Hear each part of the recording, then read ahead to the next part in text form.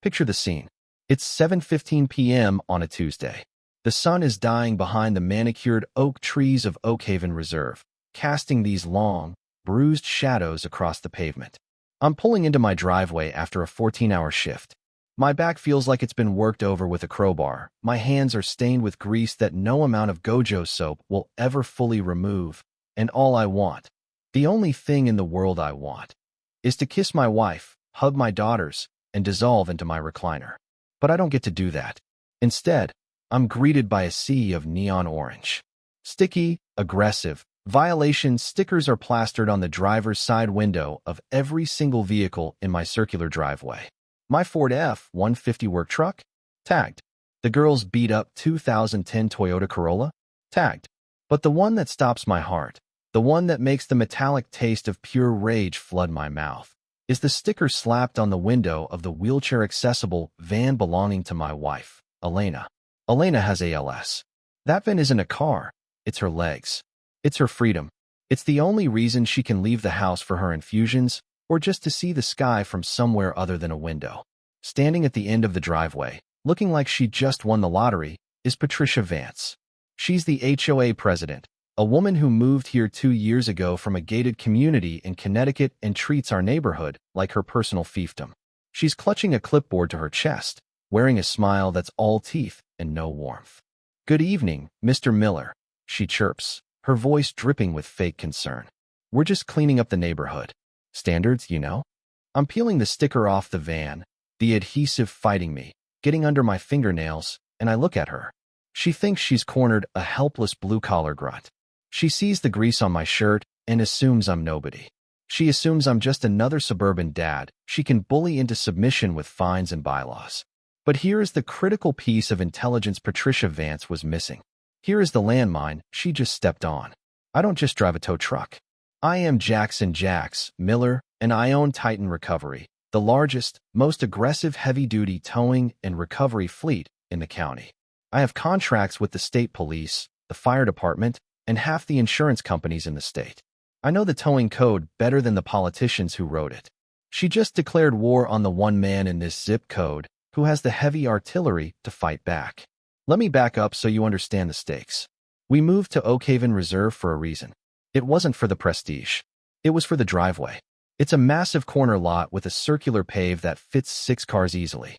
When Elena was diagnosed 5 years ago, I knew we needed space. Space for the ambulances, the visiting nurses, the medical deliveries, and yes, space for my trucks when I needed to swing by home during a shift to check on her.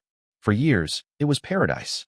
I'd sit on the back porch, drinking coffee, smelling the diesel from my boots mixing with Elena's lavender garden. But then Patricia arrived. She drove a Range Rover Velar, wore blazers in July, and decided that working vehicles were an eyesore. It started small. $50 for a trash can left out too long. $75 for unapproved garden gnomes. I paid them. I'm a guy who picks his battles, and Elena's health is the only war I wanted to fight.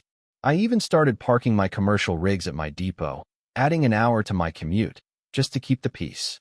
But bullies don't stop when you retreat. They smell weakness. The escalation began on a Thursday. I got a certified letter claiming the girl's Corolla was an abandoned vehicle because it hadn't moved in 48 hours. My daughters, Maya and Chloe, were at a science camp. The car was parked legally in our own driveway. Patricia demanded a $150 fine and threatened immediate towing. I sat at my kitchen table, the smell of Elena's herbal tea in the air, reading this garbage. I felt the heat rising in my neck. Abandoned? In a private driveway? I pulled out the HOA bylaws, a document thick enough to stop a bullet, and started reading. Buried on page 47, there it was, a new clause allowing the towing of stationary vehicles after 48 hours. But something felt off. I remembered every meeting. I never voted on this. I dug through my old mail, treating it like a crime scene. I found the notice for the emergency meeting where this rule was passed.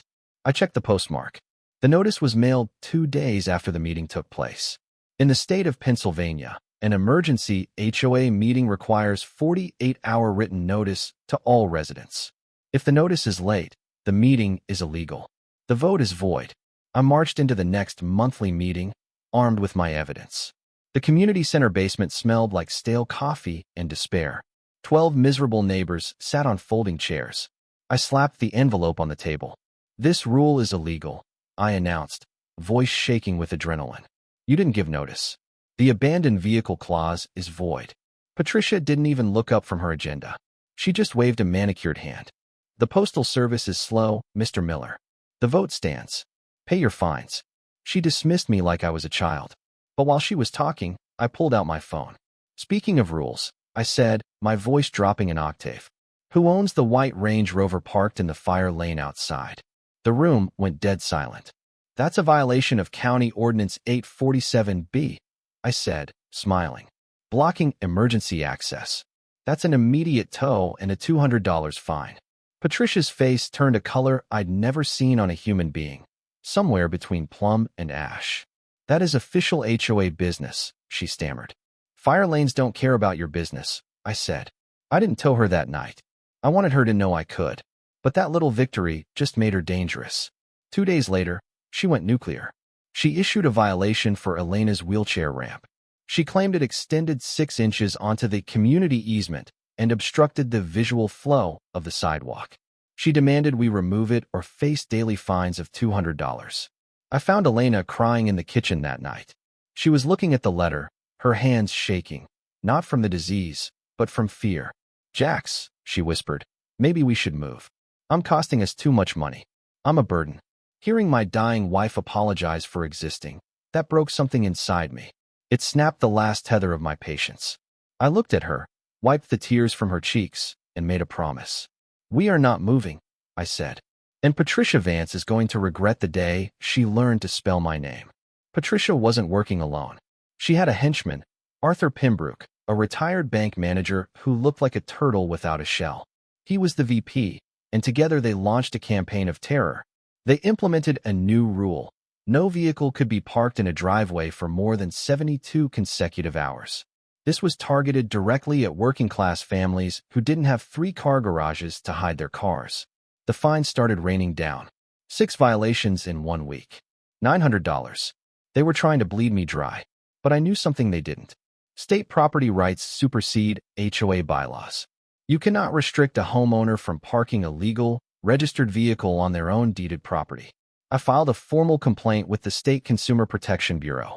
This is a nuclear option in the legal world because filing that complaint triggers an automatic 30-day freeze on all HOA enforcement actions while the state investigates. It's a ceasefire order. But while the lawyers were sharpening their knives, I went on the offensive. I needed to know why Patricia was so obsessed with towing. It felt personal, sure, but it also felt industrial. I spent 3 weeks doing recon. I walked every street in Oakhaven Reserve with a DSLR camera, documenting every violation Patricia ignored. The RV at the Harrison Place? Ignored. The boat in the Kowalski driveway? Ignored. The hedges at the Bennett house that looked like a jungle? Ignored. I compiled a dossier of 47 clear violations. Here was the kicker. Every single ignored violation belonged to a white, affluent homeowner who was part of Patricia's social circle. The people getting hammered with fines? The 3 Hispanic families. The 2 black families. And me, the blue-collar guy. It was systematic discrimination. Then, the war turned economic. My business partner, Rico, called me in a panic. "Jax, we're losing contracts. Someone is calling the police precincts and the insurance agencies, claiming Titan Recovery is under investigation for fraud." My blood ran cold. Patricia had crossed the line from neighborhood harassment to trying to destroy my livelihood. She was trying to take food off my table and medicine out of my wife's veins. I called a war council. My kitchen table transformed into a command center. I brought in the heavy hitters. Ray, my cousin, a forensic accountant who can find a missing dime in the Pentagon budget. Elijah Stone, a civil rights attorney who eats housing discrimination cases for breakfast. Lena Rossi, an old friend and investigative reporter who was looking for a juicy story. While Ray tore through the HOA financials, which I demanded under sunshine laws, I went to the county clerk's office to dig into the HOA's origins. And I found the golden ticket. In 2019, when they filed their incorporation papers, they made a typo. A big one. In the place of business field, they listed the wrong county. They wrote Oakland instead of Oakhaven. Because of that clerical error, The Oakhaven Reserve HOA was never legally incorporated. Legally? They were a book club. They had zero authority to collect dues, issue fines, or tow cars. But I wasn't done. Ray found the smoking gun in the financials. For 2 years, every single towing job in our neighborhood had gone to one company, Vulture Logistics. I knew Vulture. They were bottom feeders, predatory towers who charged illegal rates. I looked at the invoices. Vulture was charging the HOA $400 per tow. The market rate is $125. They were charging $50 a day for storage. I traced the ownership of Vulture Logistics. It was a shell company registered in Delaware. I peeled back the layers, one by one, until I found the primary shareholder, Thornberry Holdings, LLC. And who owned Thornberry Holdings? Richard Vance, Patricia's husband. The room spun. This wasn't just about clean lawns. This was a racketeering scheme. Patricia was manufacturing violations, targeting vulnerable neighbors, and feeding their cars to her husband's company to line their own pockets. They had stolen nearly $200,000 from our community in 18 months. I looked at Elena. We have them, I said. We have them cold. But Patricia, sensing the walls closing in, made a fatal mistake. She got desperate. 3 days before the annual meeting, she ordered an emergency mass tow. She tagged every car in my driveway again, including the handicap van, claiming $3,000 in retroactive fines. She threatened to seize the vehicles in 12 hours. This was during the state-mandated enforcement freeze. By issuing these fines, she was committing obstruction of justice and evidence tampering. She then called the police on me during a neighborhood safety meeting, claiming I threatened her. I sat there in silence while the officers watched my body cam footage, which proved I hadn't said a word. They handed her a warning for filing a false police report. She was flailing. She was drowning. And the sharks were circling. The night of the annual HOA meeting felt like the air before a thunderstorm. The community center was packed. Not just the usual 12 people. Everyone was there. Mrs. Gable from down the street, the Rodriguez family, the Washingtons. 50 angry homeowners, tired of living in fear. Lena Rossi and her news crew were set up in the back corner. Patricia thought they were there for a puff piece on community safety. She had no idea she was starring in her own funeral. Patricia marched in with 2 private security guards, rent-a-cops in cheap suits, trying to look intimidating. It just made her look guilty. She took the podium, sweat beading on her forehead. "We will not tolerate disruptions tonight," she announced, her voice cracking. "We have a strict agenda." Mrs. Gable stood up. She's 80 years old and tough as nails. "Point of order. I move we immediately review the financial records regarding towing contracts." Patricia sneered. "Those records are under audit and unavailable." Actually, Elijah Stone stepped out from the back of the room, his suit sharp enough to cut glass. Refusing to provide financial records upon resident request is a violation of State Code 11A.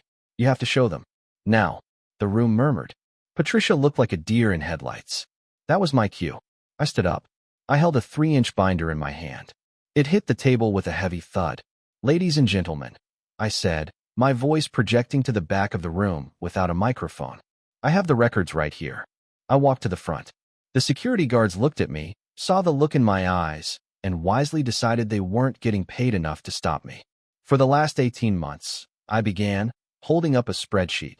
This HOA has paid Vulture Logistics exactly $187,412 in towing fees." A collective gasp sucked the oxygen out of the room. "Vulture charges $400 a tow," I continued. "I own Titan Recovery. I know the rates. The legal limit is $150. You have been overcharged by 300% on every single incident." I turned to Patricia. She was gripping the podium so hard her knuckles were white. "But here is the kicker," I said, dropping the voice to a whisper that screamed. I pulled the corporate filings from Delaware. Vulture Logistics is owned by Thornberry Holdings. I projected a slide onto the wall behind her. It showed the corporate structure.